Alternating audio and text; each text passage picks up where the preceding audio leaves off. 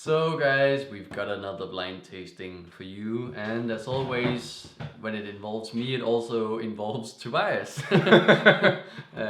I rarely do it myself.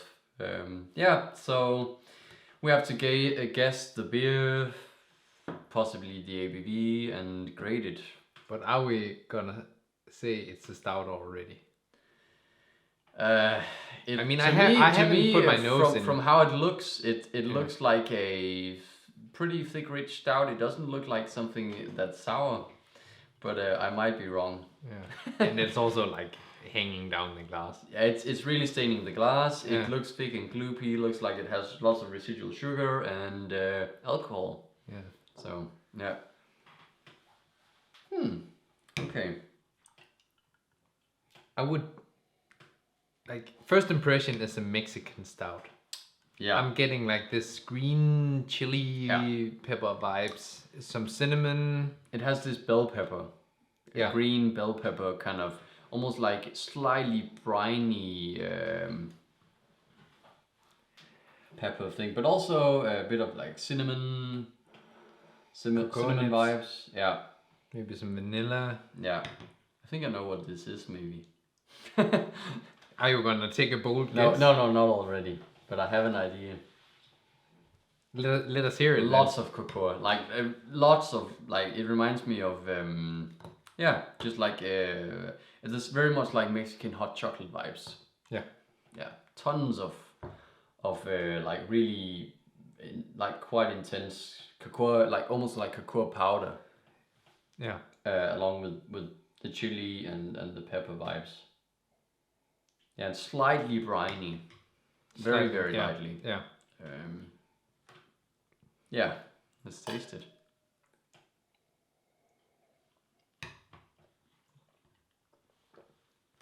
Yeah, I'm still in the same vein. Yeah, me too. Yeah. It's quite rich. It's very chocolatey. Yeah. Nice, pretty nice. You know, it has decent sweetness, but it's not too much. It gets balanced by the pepper, cinnamon-esque vibes. Maybe a bit of fruity chili-esque something. I think this is quite nice. Slightly warming. And then it has like this spicy kind of chili vibe hanging on the tongue afterwards, mixed with a bit of like dark chocolate, maybe some heavily roasted coffee. Yeah, something like that. Yeah, there's a bit of a coffee vibe, but I think it's definitely mostly chocolate, cinnamon, pepper, chili vibes. It has a nice like a fresh fruity kind of chili thing about it. But I don't think like it smells like this really green pepper, briny pepper thing. Yeah, but on the taste, it's more like warming chili peppers, in my opinion.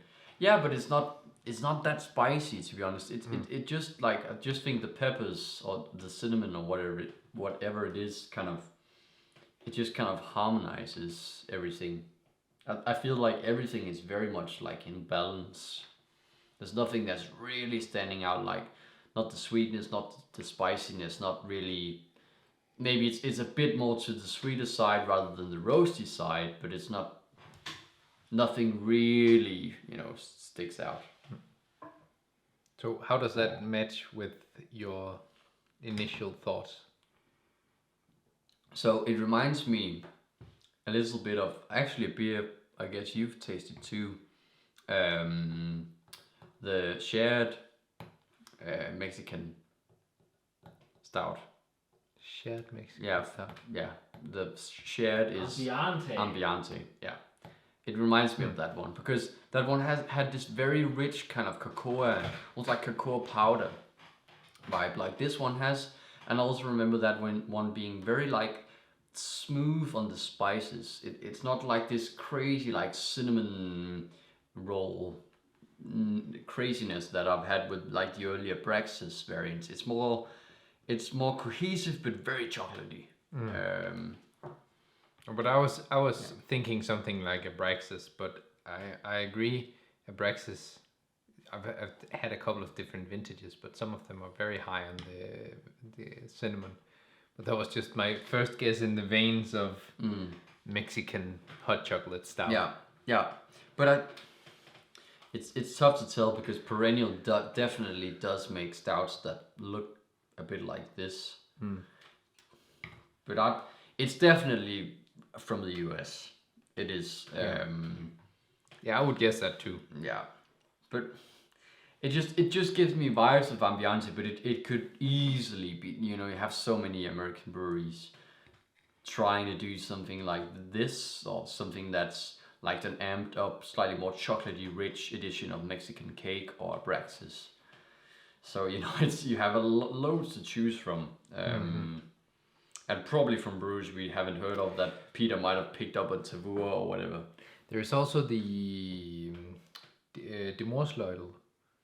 Yeah. Also did a Mexican stout not too long ago. But I just think their flavor profile is much more dry and much more, much more dry and roasty than this. But yeah, for fun I'll say Ambiente, but it's probably some other kind of American take on a Mexican hot chocolate-esque stout. And rating wise? I actually didn't think that much about that. I think I'm gonna put this on a 92. I enjoyed. I think I'm a little higher, like a strong 93, 94. Yeah. I think it's the beer we've had today that I've enjoyed the most. And that's also a very good point. This one is the one that has the best balance. Like I really want to drink this whole glass because I'm enjoying it. True, and with that in mind, I'm also gonna go 93. Yeah. So I'm saying like strong 93, small 94. Yeah. Yeah. Yeah. And I'm saying Demorsleudels Mexican stout. Yeah. And Brett is saying Ambiente. Yeah, I shared Ambiente, but it's probably something else from the US. So I'm here in the middle now with the light of the microphone in my face, but it doesn't matter.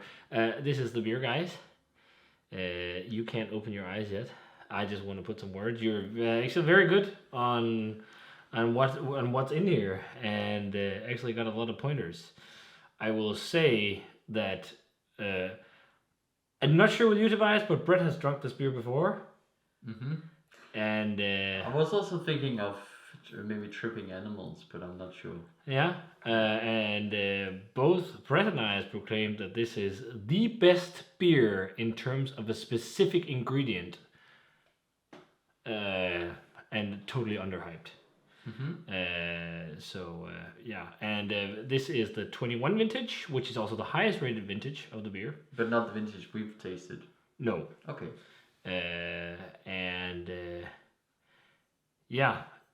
And it's also barrel aged. Okay, you can't taste that at all, I would say. Well, I think I could notice it, but maybe it's also because I knew it. It was the same. Very light. But I think it was the same with I think with adjunct stouts, it's really hard when you don't know it. I was thinking of it. That was I was thinking of it the whole time when we tasted it, but I seriously couldn't taste anything that really resembled. Well, that's because there's a flavor profile in here that is most forward. So if you open your eyes and have a look at what it is. Yeah. Transient Prince of Barkness. Yeah. So this is a riff of Transient's Buckley, which is their coffee breakfast stout. And they do a whole series where they play a riff on this beer, where they do it with different things. And Prince of Barkness is with cinnamon. Yeah. And maybe but I really, when you're talking about the briny chili, I was thinking maybe the idea of all that briny chili doesn't come from chili, it comes from cinnamon. Mm. So maybe it's all about balance and cinnamon in a beer like this. Mm-hmm. So it's got vanilla, cinnamon, coffee, and maple syrup, and then it's been aged in maple syrup and bourbon barrels, and it's 14.5%. The really funny thing, just when we stopped, I was thinking, does this contain some kind of maple syrup? Yeah. So I should have guessed. But it's that. It's funny how much the mind can play games on you, because now when I put my nose into it, I can definitely smell the cinnamon, and it doesn't smell like chili anymore. Yeah. But didn't so I weird. said cinnamon.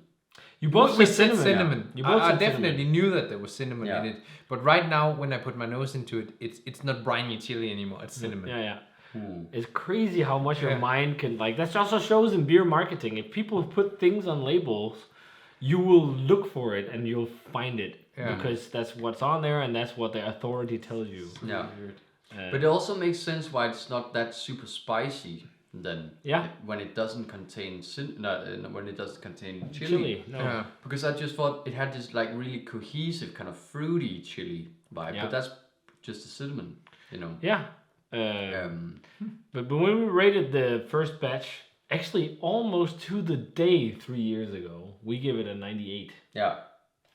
And when I as said, we've just experienced earlier today, our reference for these kind of beers have really, you know, it's really moved. But when we changed. popped this bottle and poured it and sat and drank it and whatnot, I will also say I've gravitated away from these kind of beers, but I was still around like a 96 territory. Okay. Personally, I think this is an outstanding cinnamon chocolate I think coffee. so. But you know what? You're talking about bell I think pepper. it's really very good. But I think it's world class. But what I think is funny with the coffee is that a lot of the coffee character in this you actually mention as chili flavor. Because you're talking about, is there a little bit of a bell pepper thing? You can get that from beers with loads of coffee. Yeah. And this has coffee in abundance. And I'm guessing when this was fresh, it might have been more of the bright flavor profile of the coffee. And now because it's a bit aged, you get more of the... But maybe that's what we're thinking of as the chili.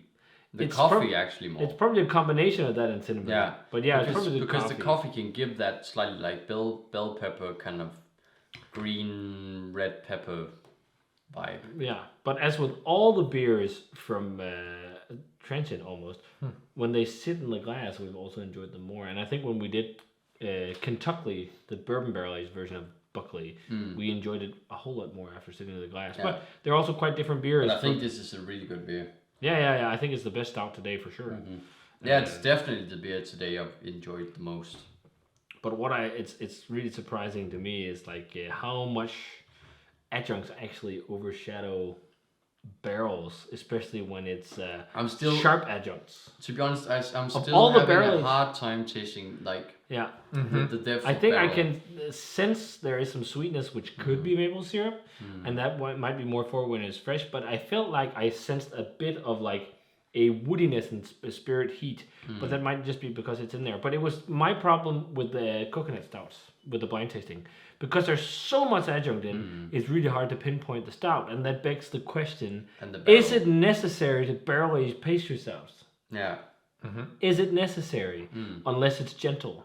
yeah. Is it actually not necessary with all this crazy excess of adjuncts in a barrel aged beer, because it'll potentially just overshine the barrel? It actually requires more skill in terms of adjuncts additions when you have a barrel aged beer. And I've actually had this experience firsthand, because at work we tried blending some young beer into barrel aged beer, and you only needed 1/10 of young beer for the barrel flavor to be almost completely ruined.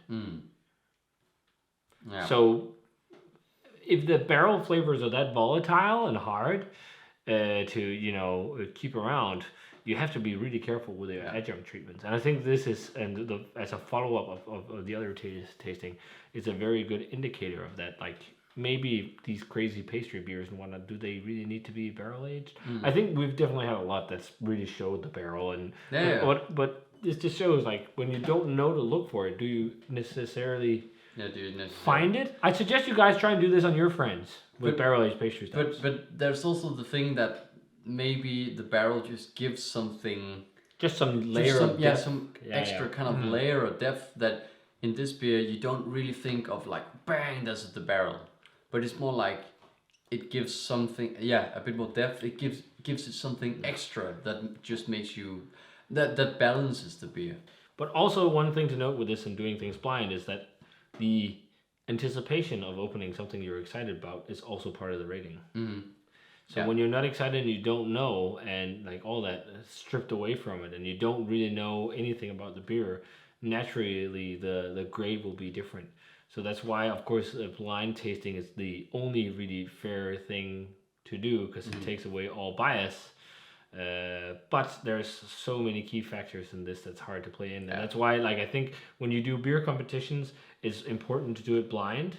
But blind might do other beers injustice, because you can, when you especially sit as judges, as you're doing, and pinpoint and agree on things, you overlook things because you agree on things. So there's things you might not notice. Or you can, because it's blind, You can agree on things, but like it's really hard. Like the most important thing is just like try to trust your palate as much as you can. And I think it might be even better to do blind tastings like solo, just to try and do it I without. think solo blind tastings is the Because very then you're best not thing. influenced at all, and then it's just like the taster's fault. But then there's the whole other aspect of grading.